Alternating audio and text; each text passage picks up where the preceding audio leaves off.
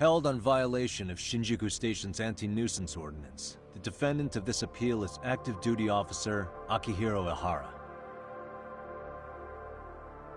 He was previously convicted and sentenced to 6 months. However, the defense wholly rejects the sexual battery charge and asserts his innocence. The prosecution points to 2 pieces of evidence to prove the defendant guilty. One is the security camera footage from Ikebukuro to Shinjuku Station. The other is fiber traces from the victim's undergarments on the defendant's hand. The defense maintains this was not sufficient evidence to issue a guilty verdict. We have prepared counter-arguments to each piece of the prosecution's evidence. How does the prosecution respond? We maintain the original sentence was perfectly adequate. That is all. Then first, let's examine the security footage from Ikebukuro and Shinjuku Station submitted at the first trial. This is footage of Ikebukuro Station on October 7th at 7:43 a.m. The individual wearing sunglasses and a mask is believed to be the defendant. This person remains in the area for over an hour, watching as countless trains make their stops. At 9:06 a.m., he locates the victim of this case. Then he boards the train and pursues her. This footage of the station platform is from when the suspect and victim board the train car. We already saw this during the first trial. Let's not be redundant. Of course not. The victim claimed the defendant moved in a suspicious manner once the train left Ikebukuro Station, ultimately placing his hand under her skirt. After they arrived at Shinjuku Station 6 minutes later, the victim gathered her courage and grabbed his hand. However, there's a possibility the offender seen here is not the defendant himself, but a different person entirely, a stand-in. The goal was to disguise this event as an alibi for the murder which occurred in Yokohama that same morning. In other words, this instance of sexual battery was a conspiratorial fabrication. The original verdict was issued without taking this into consideration, resulting in an inadequate trial. This is merely speculation. The defense has no proof to support these claims. Precisely the issue. Yes, there is indeed no definitive proof that confirms the existence of a stand-in. However, the notion itself cannot be disproved, even with all of the prosecution's evidence. Would you care to elaborate, please? The assailant fled the train and was caught shortly after on the Shinjuku Station platform. Many nearby passengers filmed the scene, which then circulated throughout Japan. The impact may have been greater since the defendant was an active duty officer. There's no mistake that the man apprehended at the platform was the defendant. Upon arrival, station police arrested him and immediately performed a trace element inspection. With that said, there's a very real possibility the offender who ran off the train was an entirely different person, and we have the evidence to prove that.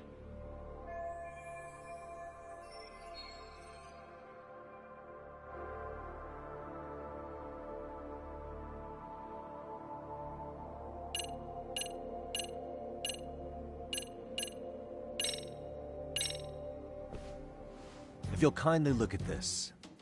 What is this? Displayed on the large monitor, please. Is that a diagram of Shinjuku Station? That's correct, Your Honor. First, the victim and the offender ran onto the platform as soon as the train doors opened. The train car they boarded is here on this map. We've marked the offender's route with an arrow.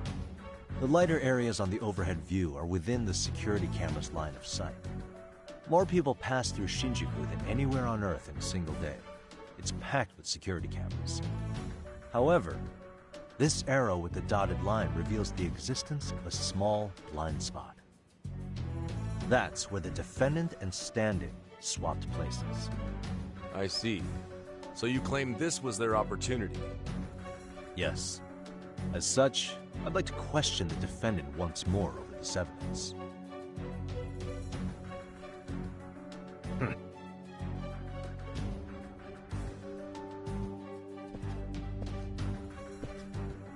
Defendant, when you were issued the verdict in your first trial, you said the following to the judge. In a warehouse about 3 days ago, a body turned up in Yokohama. If that wasn't enough, you correctly identified the body as Hiro Mikoshiba, despite the fact the police had yet to do so. How did you manage to pull off such a feat? It came to me in a dream. Strange, I know. Mikoshiba-san was your son Toshiro-kun's classmate, was he not? That's right. Toshiro Ehara was found dead in his apartment 4 years ago. He took his own life. Afterward, the defendant sued the school over Toshiro-kun's suicide. Yes? Ehara-san, can you tell us why you sued the school? There were rumors my son had been bullied. Unfortunately, the court wasn't able to substantiate that claim. And these rumors were discovered on the internet? They were. Of the bullies mentioned, Mikoshiba-san's name was among them. Were you aware of this? I was. Would you say you harbored murderous intent against Mikoshiba-san? Objection. The defense's question is irrelevant. This case is to examine whether or not sexual battery took place. Also, the Kanagawa police are actively investigating Hiro Mikoshiba's murder. The courtroom is no place for baseless speculation. How does the defense respond? The timing of the battery incident makes this case an alibi for Mikoshiba-san's murder. We believe there's a very relevant connection. Very well. The prosecution's objection is overruled. Please keep it brief. Just as soon as the defendant answers the question. Did you harbor murderous intent for Hiro Mikoshiba? Of course I did. In other words, Your Honor, it goes like this. On the day Toshiro-kun's bully, Mikoshiba-san, was killed, the defendant set out to synchronize the murder with sexual battery. It became his alibi for the murder, and the prosecution and the court all but approved it. A 6-month sentence for sexual battery and getting away with murder. That's all the motivation the defendant needed to fabricate this elaborate scheme. His stand-in groped his accomplice, and then they swapped places before getting caught. It's all entirely possible. Then the defense should present some evidence to prove it. Wrong. That's not how this works, is it? The prosecution bears the burden of proof in criminal cases. If we go through all the evidence and discover the possibility no groping took place, then it's on the prosecution to refute that. Fine. Have it your way. The defense's argument about the security camera's blind spot is flimsy at best. While the defendant was running, his female victim was chasing after him. Surely the victim would have seen if he had switched places with a stand-in. Yet the victim provided no such testimony. The victim, Yui Mamiya, was an accomplice in the scheme. Objection! This is an insult to the victim. Such claims harm the integrity of all women.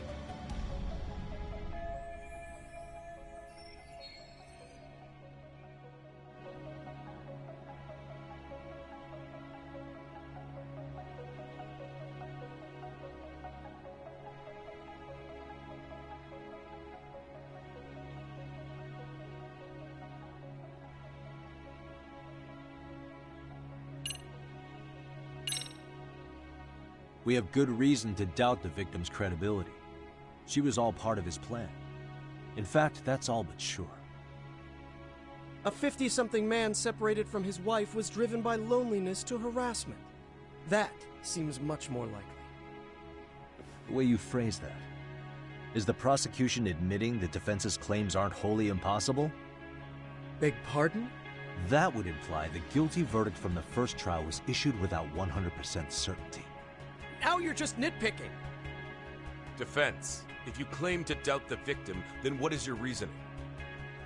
Yes, we do. In actuality, she wasn't the only conspirator who helped stage the groping.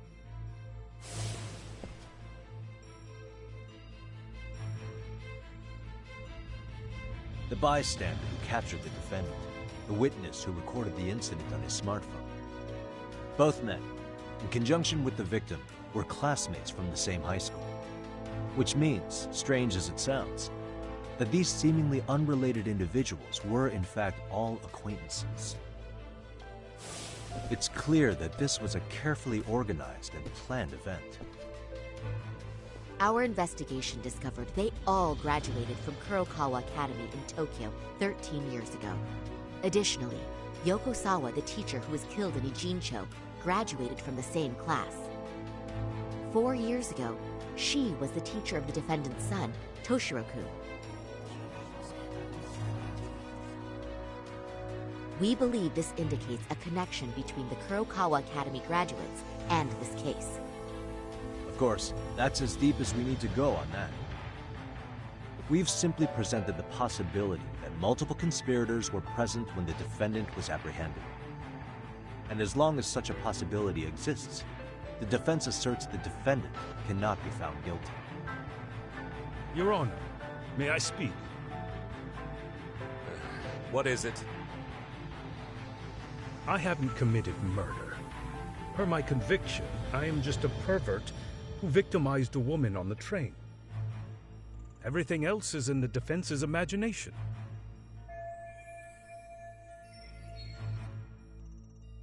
Defendant, why did you agree to this appeal then? You can ask my lawyers that. I simply didn't stop them. How does the defense respond? It's just as the defendant says. However, we believe his recollection may be a bit fuzzy. To refresh his memory, I'd like him to take a look at some footage. Will you permit this, Your Honor? Now what? But please, don't display this on the large monitor. We shouldn't shock the public. It's footage of a murder. Excuse me, wasn't that denied as evidence? As I said, this is solely to refresh your memory. It's up to the judge whether or not we show it. Please proceed.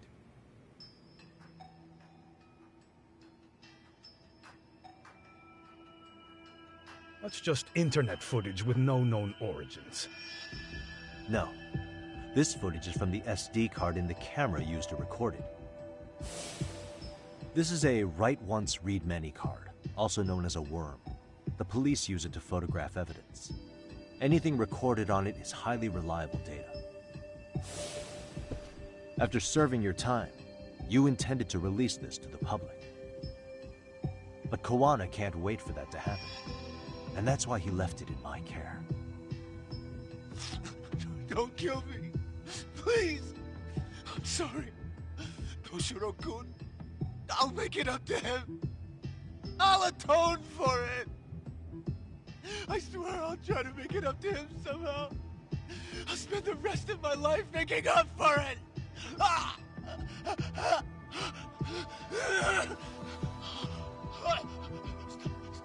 Stop it! Stop it! Stop it! Stop it! Stop it!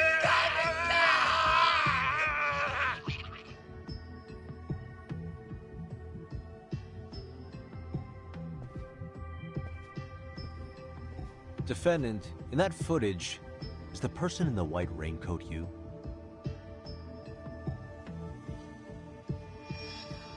You could say it looks like me.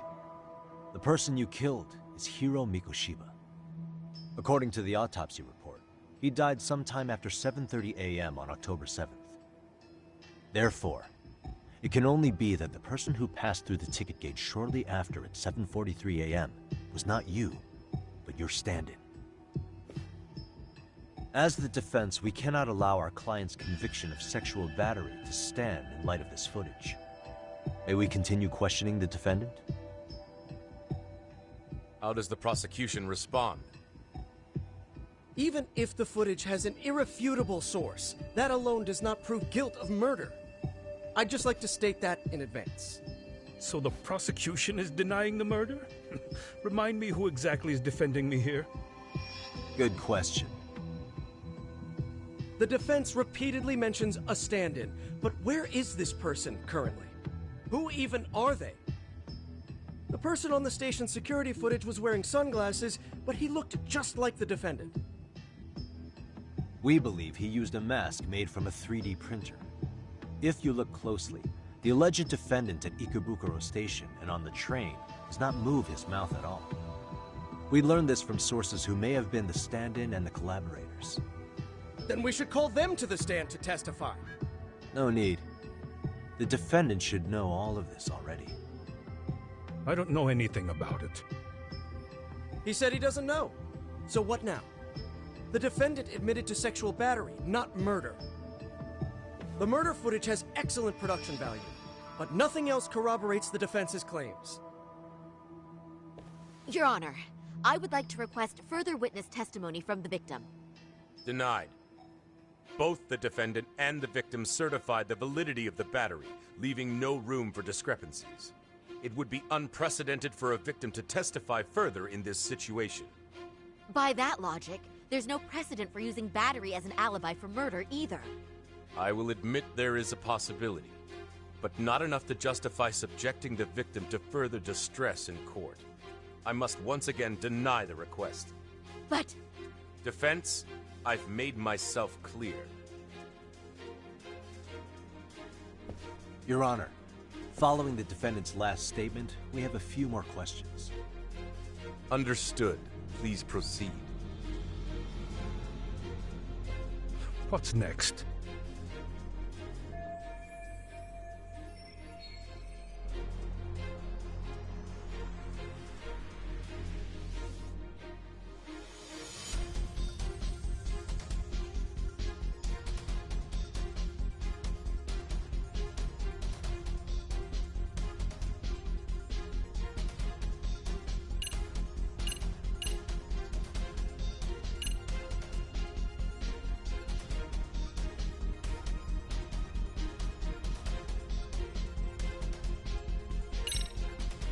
You're an active duty police officer. Do you still hold that title with pride? It would be ridiculous to say I do now. But in my past, I took down criminals in the name of justice and tried to make a difference, even around the time of my son's suicide. And, as fate would have it, that same justice system decided no one was to blame for it. If I had to pick a moment my pride as an officer died, that would be it. Not that it matters. That has no bearing, and doesn't mean I killed Mikoshiba. I suppose not, huh?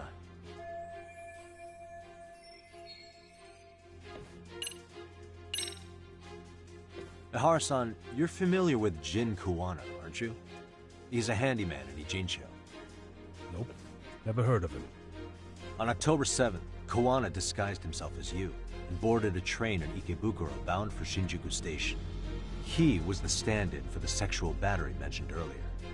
Your Honor, no evidence has been submitted to verify that statement. The name Kuwana was not present on any documentation, nor was the prosecution notified. Kuwana is the very person who encouraged the defendant to murder Mikoshiba-san. Defense. As the prosecution has stated, no one by the name of Kuwana is known to the court. We've not even confirmed if he exists. Please refrain from this line of questioning. But, Your Honor, Kuwana is a key factor in the defendant's motive. Without him, Ihara-san never would have killed Mikoshiba, and we wouldn't be in this courtroom. Am I getting through to you? I don't know a Kuwana. No, you definitely do. Kawana's the one who fanned the flames of vengeance. You do well to remember that.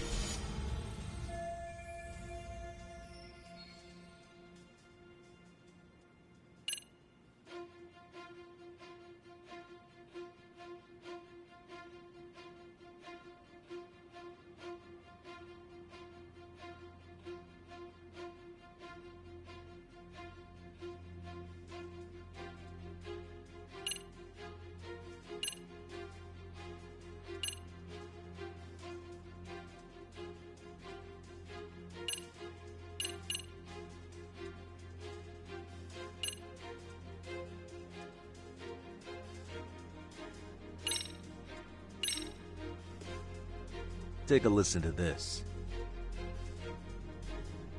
What is it? It wasn't just some random internet post that made you decide to kill Mikoshiba-san, was it? Even while battling the school in court, you still didn't know for sure who pushed Toshiro-kun to his death. That's when Kuwana came to you with this recording, right? That's...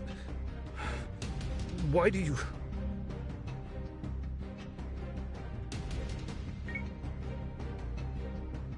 Toshiro-kun came running to the roof. His face was pretty swollen. And a few minutes later, a student named Mikoshiba came up looking for him. I'll never forget the fear I saw in Toshiro-kun's face. That's the voice of Yokosawa, the teacher Toshiro-kun confided in about being bullied 4 years ago.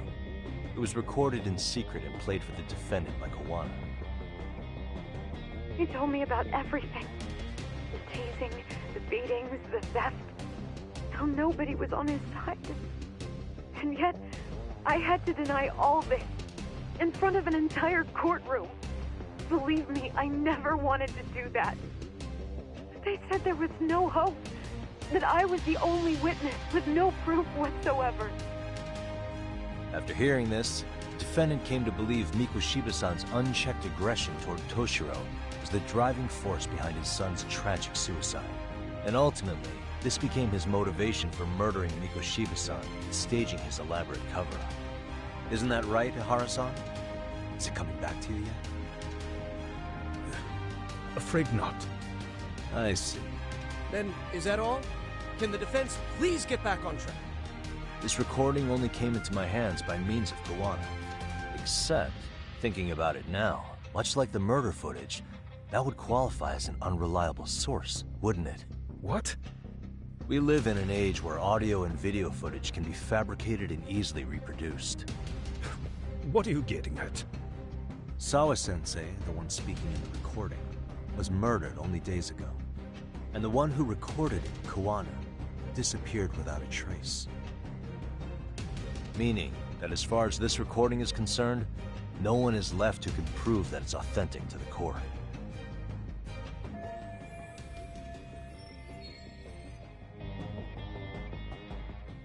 Or is my understanding incorrect? You would say you're completely unaware of the details about your son in this recording. Kuwana had it. Didn't he play it for you? I never heard it. Regardless of the content, it has nothing to do with me. So you say. In that case, let's just assume then that Kuwana and I are the only ones in possession of this audio recording. And considering that Kuwana has all but vanished without a trace, that would actually make this the only copy, and me the sole owner. No backup exists. What are you getting at? This has no value in this courtroom, then I'm afraid it's never gonna have a value beyond today. And being that you claim it's unrelated to you or this case, then it wouldn't bother you if I were to delete it from my phone right here and now. Why would... That's crazy. I wouldn't!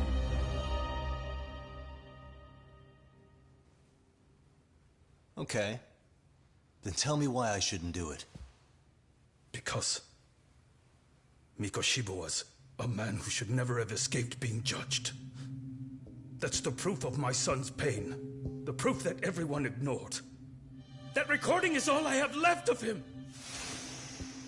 I took the school to court because Toshiro deserved justice.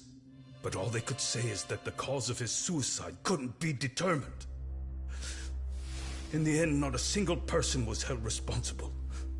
No proof, no justice. My son was hung out to dry. Yes. That's all true. All of you. You're all so incompetent. You see yourselves as these paragons of law and justice. Yet the truth slips right through your fingers. And then, my alibi made you a mockery. I made it so real. You passed me off as just another pervert. You were gullible. Every single one of you. Toshiro threw his life away and justice was blind to his pain. Mikoshiba walked free because of you. You condone murder and call yourselves the law. That's why. That's why I did it. I took Mikoshiba's life with my own hands.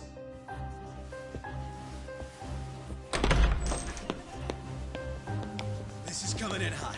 Remember that pervert cop? Turns out he's actually a murderer. To recap, you killed Hiro Mikoshiba in Ijincho, then headed to Shinjuku Station where you and Kawana pulled off a switch. And there you were ultimately arrested as a groper. Yeah. That's right. Defendant, you bear animosity for the whole system. We can't just take your words at face value. If you're responsible for Mikoshiba-san's murder, can you bring forward any evidence, or just the murder footage? To tell you the truth, I have something that I was holding on to for the impact that it would have. It's very real evidence that the law has failed us. What have you been hiding then? Will it prove you killed Mikoshiba? Yes. Then what is it? If you go to my wife's apartment, you'll find my son's altar there. In it, you'll find the weapon I used for the crime, the knife I murdered him with. It still has Mikoshiba's blood on it. Wait a minute, Genda-sensei. I prayed at that altar. Well, I guess you can lead a horse to water. Very well then. We'll open an investigation. Defense. Will there be anything further? No matter how justified, vengeance is not something we can ever take into our own hands. That said, in the case of Ahara-san, our system failed him. We know the law strives to be just, but it failed to prove Toshiro-kun was bullied. That's not justice. Not when no one is held responsible. The law, as well as those who enforce it, are far from perfect. So to the court, I say let this case be a lesson. The law is failing to save people who need saving. It's clear proceedings should be adjourned. At a later time when Mikoshiba-san's murder weapon is recovered, we can resume the trial. I'm willing to do that via a special exception. Defense, prosecution, is that clear? No objections. The defense rests, Your Honor.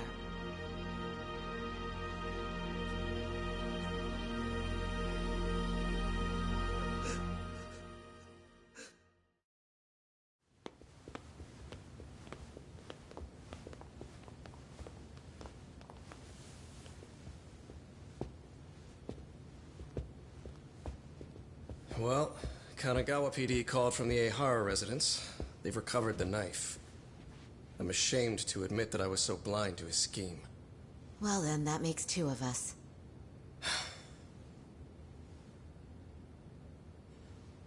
Seems I underestimated you. And the worst part of all, I was arrogant. Legal authority and organizational connections should never be held above the pursuit of truth. I'm glad you were able to make me see that again. Thank you. Nah. You've come a long way. Genda-sensei. Prosecutor Takano's been stubborn as hell from the day he passed the bar. Once he's made up his mind, nothing can stand in his way. Not even his own boss. And he only bows once in a blue moon, so I hope you remember this. Typical Genda law. I'm never going to like you.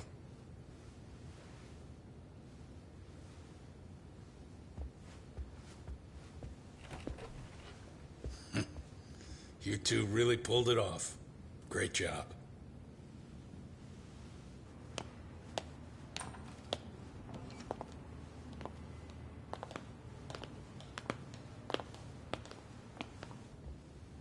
Yagami-san. It's Kusamoto, the Vice Minister. Bondo. He's from public security? Right. You handled that with such grace, Yagami-sensei. It's no wonder Kawana holds you in such high regard. What brings you here? Yagami-sensei, would you mind if we talked alone? Why, though? Something we can't hear?